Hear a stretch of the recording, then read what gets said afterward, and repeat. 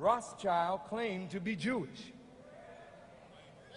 Not the nationality of a Jew, but Jew in terms of belief in God and a follower of divine revelation. But was Mr. Rothschild a moral man? Here's a man that had 5 sons, and he sent his 5 sons into 5 countries.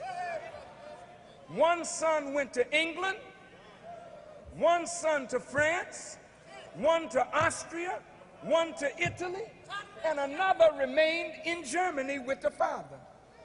And from these sons and the money that these sons had, they worked and maneuvered and manipulated until they gained control of the central banks of England, France, Austria, Italy, and Germany. The control of these central banks went into the hands of individuals whose interests were not necessarily in harmony with the best interests of that nation. These privately owned central banks became the printer of the money and the extenders of credit of that particular nation. So government and politics, I wish the politicians didn't have to go. I wish the politicians didn't have to go. But I understand you're very busy.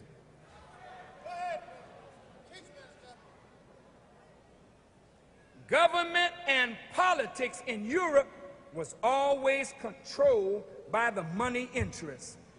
Wars were fought, and in order to fight a war, governments had to borrow money. They borrowed money from these central banks. The central banks waxed rich because they loaned money and charged interest, then took over when one side prevails against the other.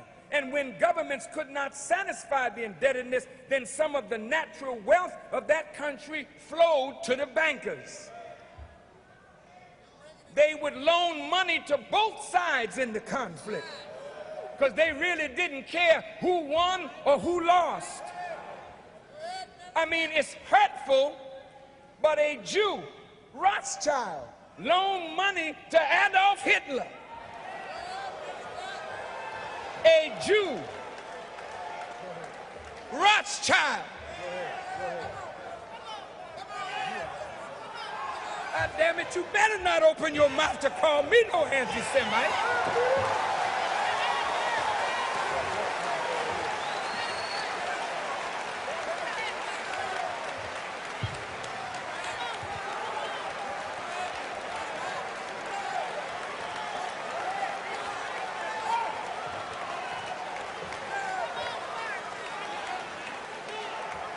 Rothschild and Paul Warburg loaned money to Hitler. Hitler killed little Jews while Rothschild and Warburg stayed in the finest hotels in Europe.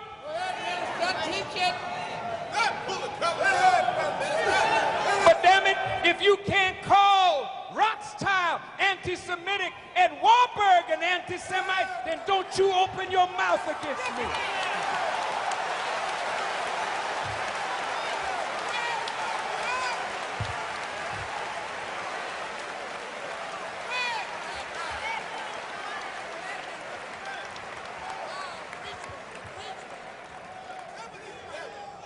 In a book titled None Dare Call It Conspiracy by Gary Allen and Larry Abraham on page 45, the question is asked, where do governments get the enormous amounts of money that they need? Most, of course, comes from taxation. But governments often spend more than they are willing to tax from their citizens, so governments are forced to borrow.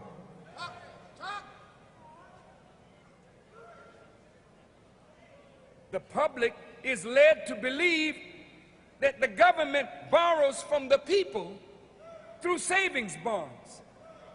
Actually, only the smallest percentage of the national debt is held by individuals in this form. Most government bonds, except those owned by the government itself through its trust funds, are held by vast banking firms known as international banks. For centuries, there has been big money to be made by international bankers in financing governments and kings. Such operators, however, are faced with certain thorny problems.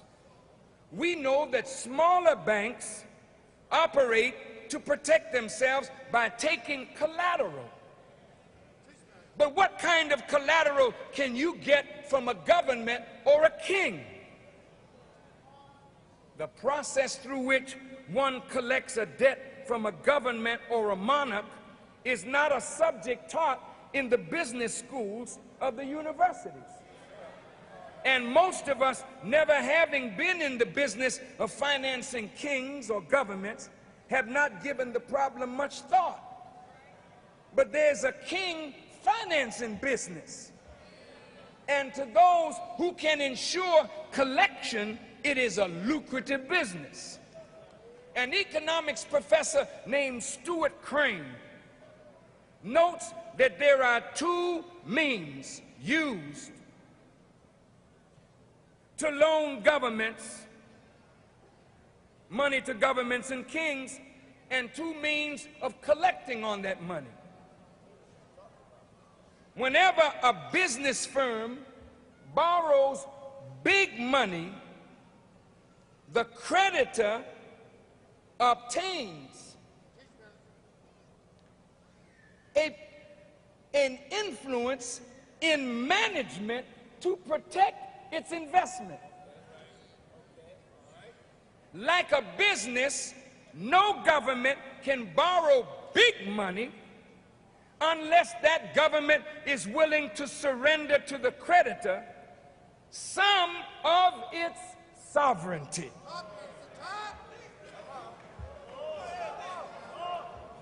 Certainly, international bankers who have loaned hundreds of billions of dollars to governments around the world command considerable influence in the policies of such governments. But the ultimate advantage, listen to this, that the creditor has over a king or a president is that if the ruler gets out of line, the banker can finance his enemy or his rival. Therefore, if you want to stay in the lucrative financing business of kings and governments, it is wise to have an enemy or a rival waiting in the wings to unseat every king or every president to whom you lend money. If the king doesn't have an enemy, you got to be able to create one.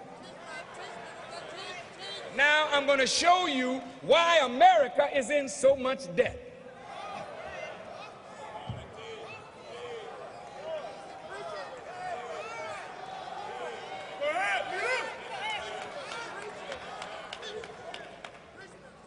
The founding fathers of this nation said they did not want private control of a central bank because to them such a bank would be the detriment of this democracy. Thomas Jefferson saw a privately owned central bank as worse than an opposing army. Thomas Jefferson wanted to keep America free from those things that led to the destruction of many nations and governments in Europe. And so a privately owned central bank was unthinkable to the founding fathers of this nation, and therefore it was written in the Constitution that only Congress should have the right to print the money and the instruments of credit. The debt of America is so great that greater hardship is now being planned by the government for the masses of the American people in order to make America solvent. Please, wake yourself up now. Come on. Come on. If you got to stand up and breathe, stand up. Stretch yourself. I'm winding this down, so come on, I don't want you to sleep now. Give me some water.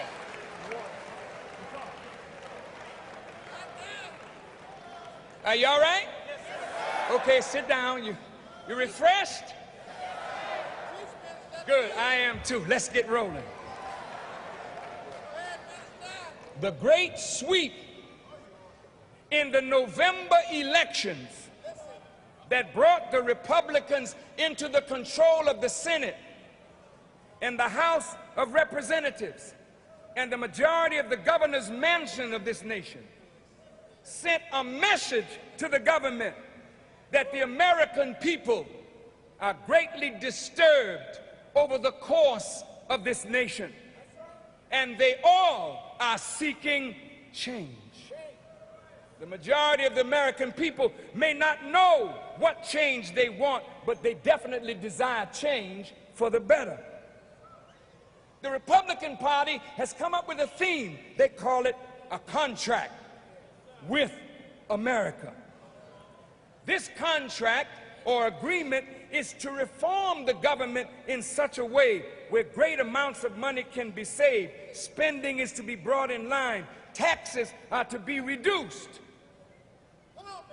But this contract with America, to many seems, in gangster terminology, to be a contract on America, where the contract says the poor and the weak must be eliminated.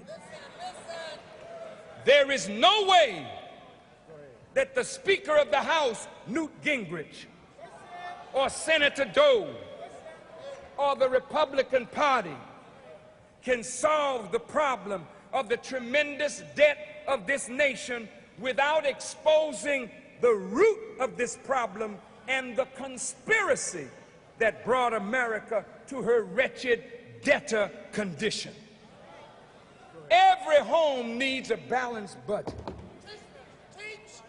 A balanced budget means that we do not spend more than we take in or have debt greater than our ability to handle without over-borrowing that will destroy the economy of our homes. Serious financial problems are at the root of most of our domestic quarrels.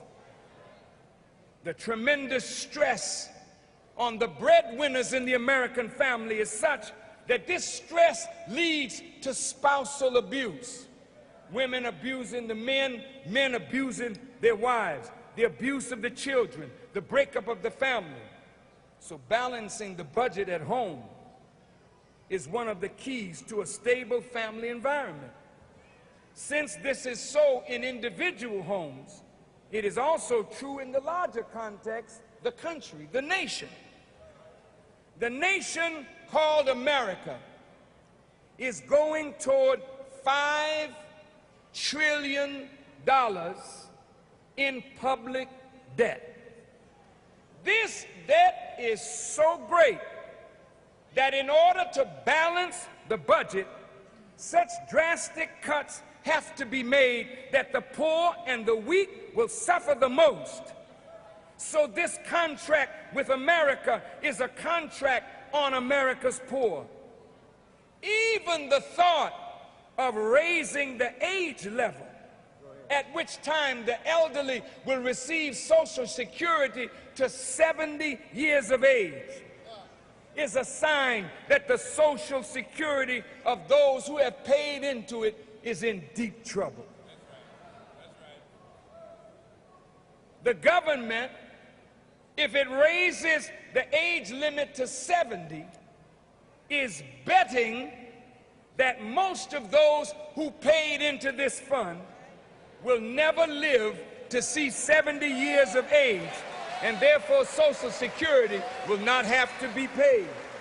Thank you.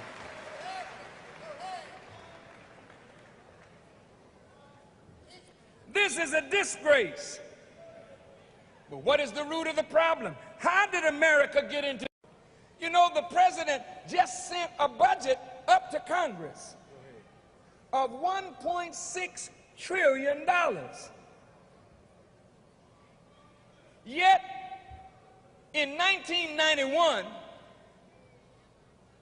the last year that we have knowledge of what America took in taxes, America took in a little over $1 trillion in taxes, which means that if the budget this year or next year is going to be $1.6 trillion, then where will the $600 billion come from to satisfy the budget? At this rate, if America cuts taxes and yet is increasing its budget, by the time Clinton leaves office, if he only has one term, the country will be $6 trillion in debt. At $4 trillion in debt, to pay the interest on that debt in 1991 was $288 billion, nearly 1/3 of what the government took in taxes. If the debt reaches $6 trillion, practically every penny that comes in tax revenue will have to be paid to service the debt, which technically means that the country will be bankrupt. This condition of great debt has placed America at the mercy of those to whom she is indebted. On page 47 of this same book, They Dare Call It Conspiracy, by Gary Allen and Mr. Abraham, it reads, listen, quote, "Since the keystone of the international banking empire has been government bonds, it has been in the interest of these international bankers to encourage government debt. The higher the debt, the more the interest.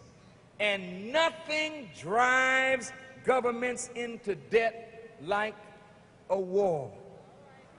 And it has not been an uncommon practice among international bankers to finance both sides of the bloodiest military conflicts. For example, during the Civil War, the American North was financed by Rothschild through their American agent, August Belmont. And the American South was financed through the Erlangers, who were Rothschild's relatives.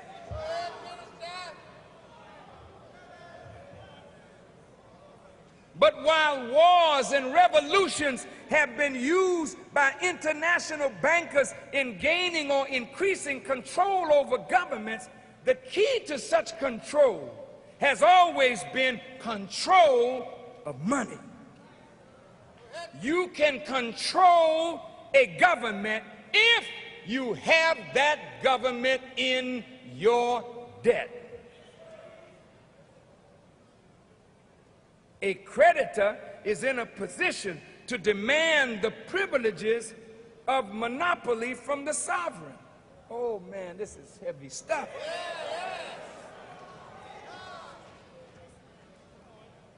Governments that are seeking money have granted monopolies in state banking, natural resources, oil concessions, and transportation to the bankers. However, the monopoly which the international financiers most covet is to gain control over a nation's money. Eventually, these international bankers actually owned as private corporations the central bank of various European nations. The Bank of England, the Bank of France, the Bank of Germany were not owned by their respective governments, as almost everyone imagined. They were privately owned monopolies granted by the head of state, usually in return for loans. Under this system, observed Reginald McKenna, president of the Midlands Bank of England, he said, quote, "Those that create and issue the money and credit direct the policies of government and hold in their hands the destiny of the people." Go ahead, Minister, go ahead. Now, most of you think,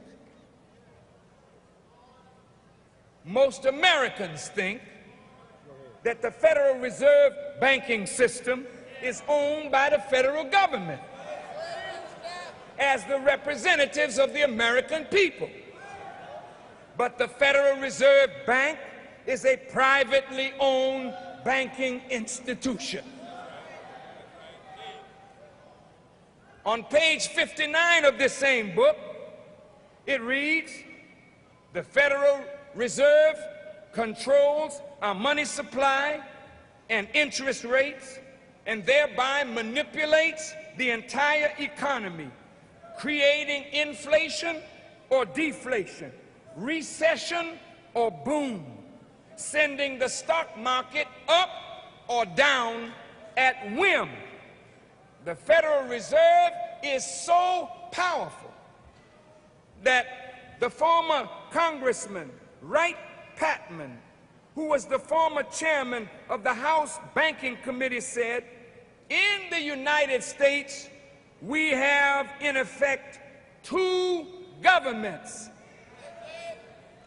We have the duly constituted government, then we have an independent, uncontrolled, uncoordinated government in the Federal Reserve System, operating the money powers which are reserved to Congress by the Constitution. Neither presidents, nor congressmen, nor secretaries of the Treasury direct the Federal Reserve. In the matters of money, the Federal Reserve directs them." This was written about 30 years ago. Well, is it so today? Recently, the chairman of the Federal Reserve Board, Mr. Alan Greenspan, came before Congress to hint to the Congress that the Fed would raise interest rates again. So for the 7th time in a year, interest rates have been raised. The chairman of the board of General Motors and Ford is now seeking an audience with Mr. Greenspan to plead with him not to raise the interest rates any further. And if Mr. Greenspan agrees, this will be the first time, according to what we have read, that the Federal Reserve has agreed to sit down directly with the heads of business. The Federal Reserve sits down with the heads of government. Go ahead, Minister, go ahead. Why would business plead to the Federal Reserve not to raise interest rates? Why couldn't Congress order the Federal Reserve not to raise the interest rates? If you watch Congress, when they deal with Mr. Greenspan, they don't play with him, because Mr. Greenspan is the representative of a shadow government that literally dictates the monetary policies of this nation. Now, do you remember a few weeks ago when the Mexican peso was in trouble? Against the wishes of the American people and the Congress, President Clinton ordered $20 billion of the American taxpayers' money to be used to bail out the peso. Think about it. But who was President Clinton helping? Was he acting on his own? Or was he being directed by powerful forces that the American people don't know anything about? According to what we have read, the bailout don't save the common Mexican peasant. The bailout doesn't save the poor businessman of Mexico. It saves the international bankers who have invested heavily in Mexico. Who ordered the bailout? Since the president is supposed to act on the will of the American people, and the American people said no, and the Congress said no, who told Clinton, you better do it?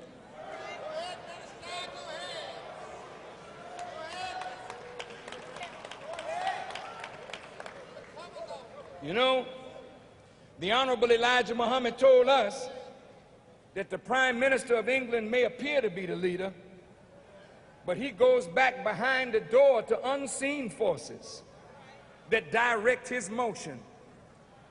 And believe it or not, so it is with the American president. The American people feel that voting for the president is voting for the man who has supreme power to direct the course of this nation for the next 4 years. But there's another power in America called the Federal Reserve that is a power unto themselves. How did the control of the federal banking system come into private control against the wishes of the founding fathers of the nation? And what was written in the Constitution, and what was the purpose of that? Have you noticed how politicians bow to people with money? Well, what makes you think that your vote counts?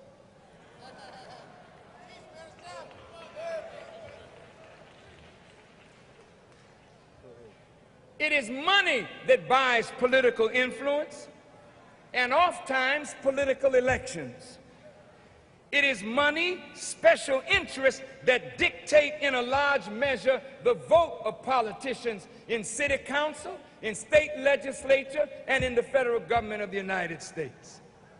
It is the big international bankers who are in control of many of the world's governments. But how did this happen to America? The financial woes of this country produce a ripple effect throughout the earth.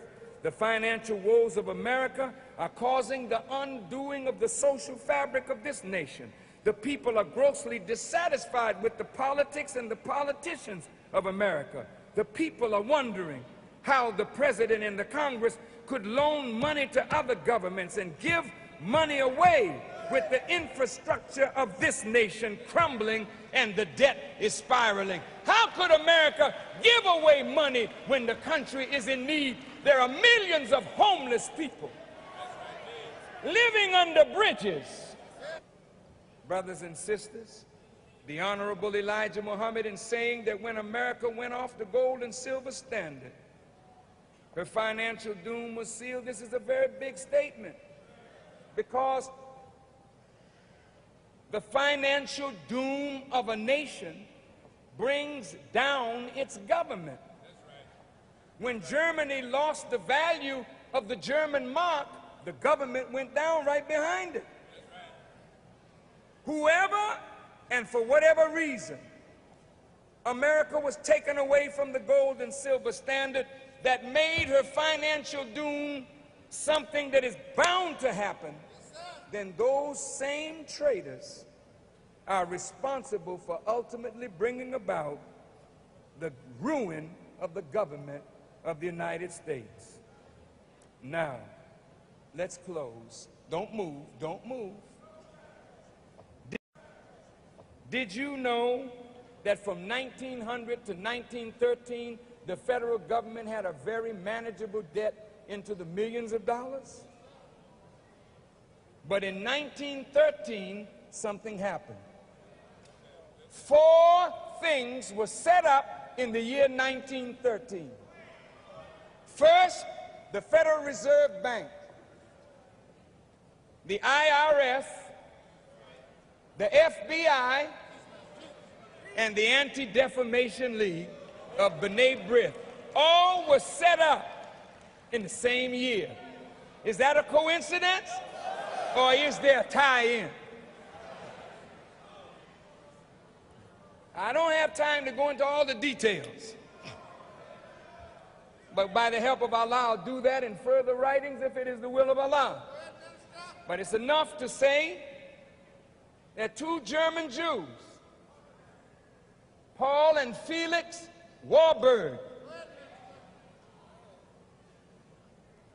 and the international bankers of Europe wined and dined a senator named Nelson Aldrich, who was the maternal grandfather of Nelson Aldrich Rockefeller.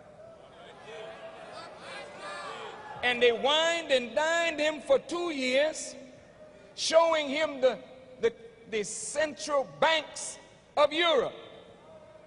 Senator Aldrich came back to America and was given the job of being a part of the national study of the national monetary system. Nelson Aldrich with Paul Warburg had a secret meeting in Jekyll Island, Georgia, off the coast of Georgia.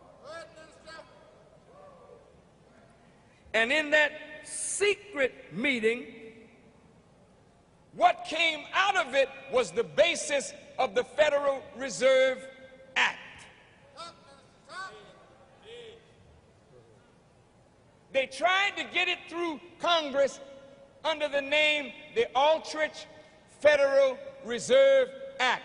But since Aldrich was so tied to the international banking system, the members of Congress under the leadership of President Taft, they voted it out. So they went back to the drawing board and they redid it.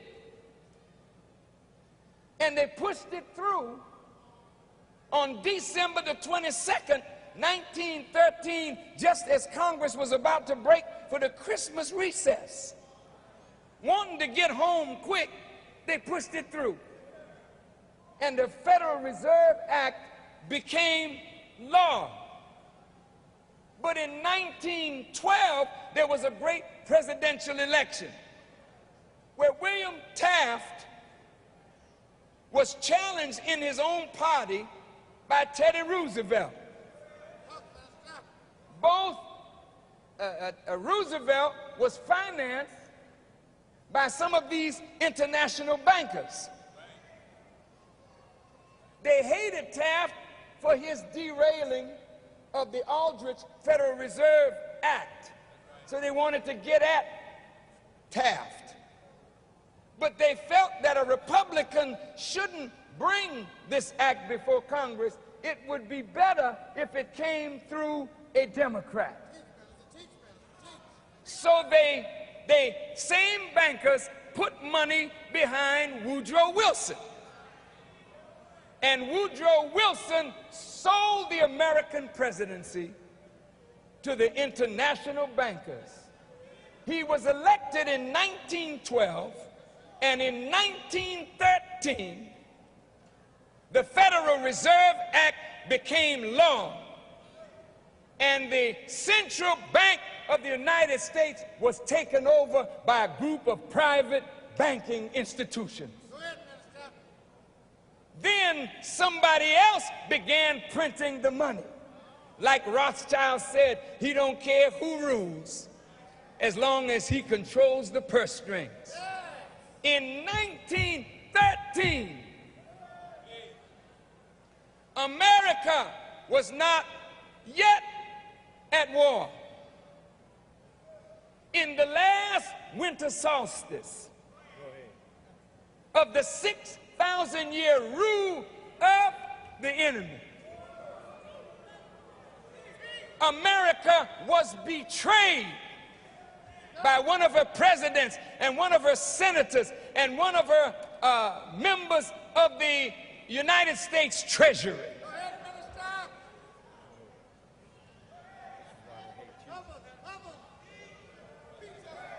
Do you know why I'm teaching this subject on Jesus Saves? Because after I say what I'm saying today, if I ain't got a Savior, I'm sure going to need one after I say what I say today.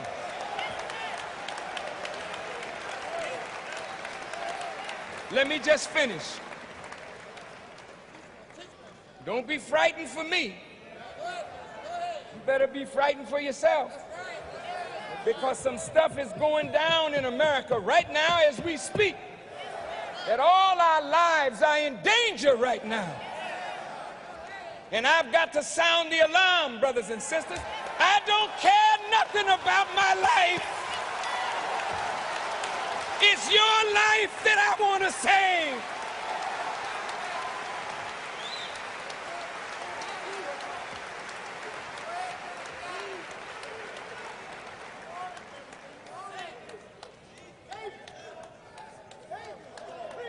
Listen,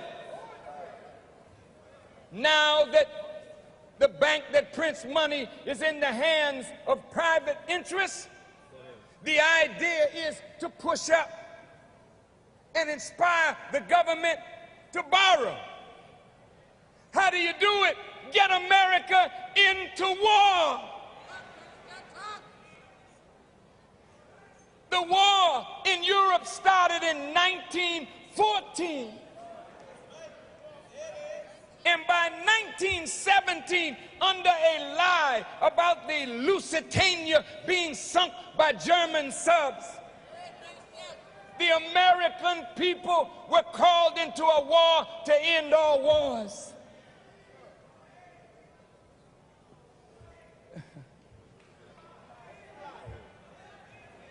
Oh, this is heavy, man.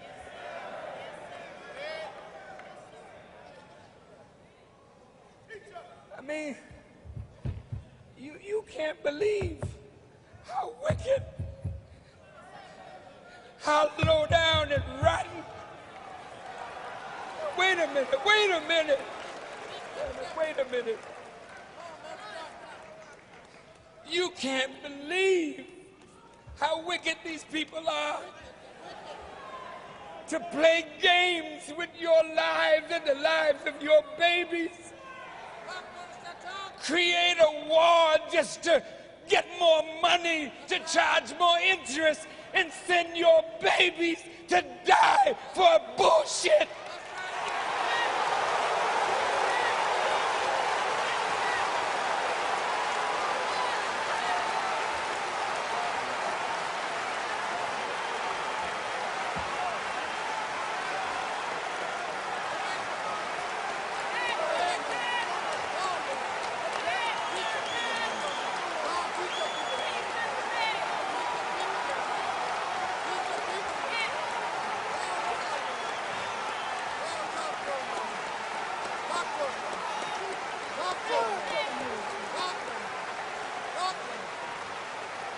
Excuse me, but bullshit is the dropping of a cow or a bull.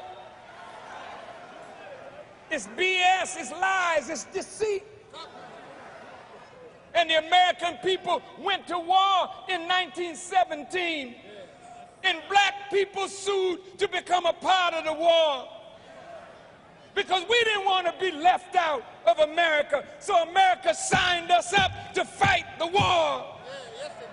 And black men died, but they don't know what the hell they were dying for, and neither did the white ones know what they were dying for.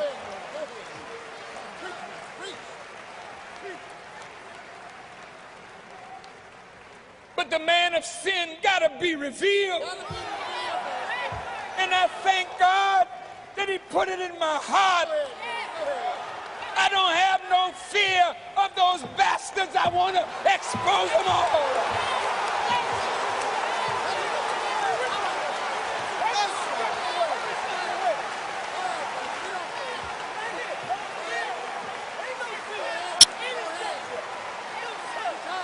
God is present. God is in the world. that God has power to save.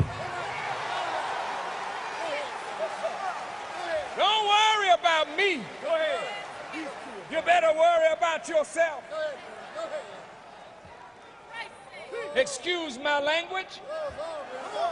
but they are bastards. They're illegitimate children of God. Go ahead. That's who they are. Go ahead. Go ahead. Go ahead.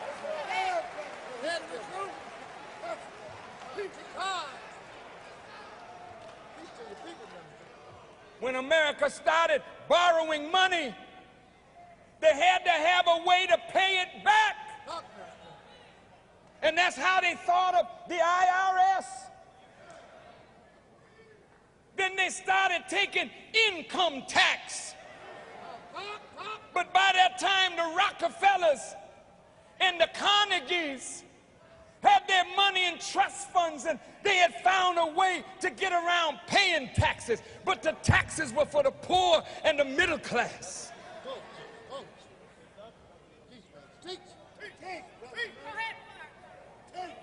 It was a gradual income tax that was to keep on escalating.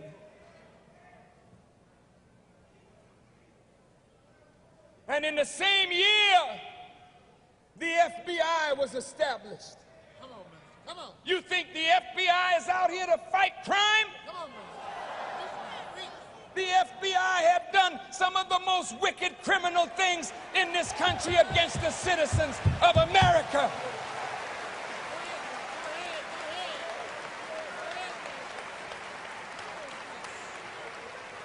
Who are you, FARRAKHAN? Go ahead. That you take on the unseen powers of the world to expose them to the light of day. Who are you? I say I'm your brother. I'm a servant of these two mighty men.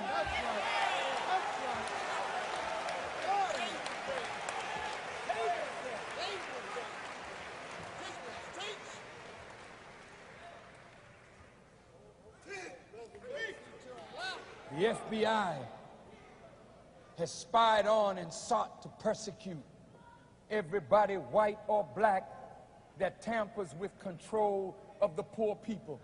That's right. Whether you're communist, socialist, whether you have an idea that could stimulate the masses with truth, the FBI pounces on you. In the same year that the FBI was established, the Anti-Defamation League was established. The Anti-Defamation League has been used to cover up and to fight against anybody that is not necessarily anti-Semitic, but anybody who will expose those Jews who have been at the root of the control of the banking system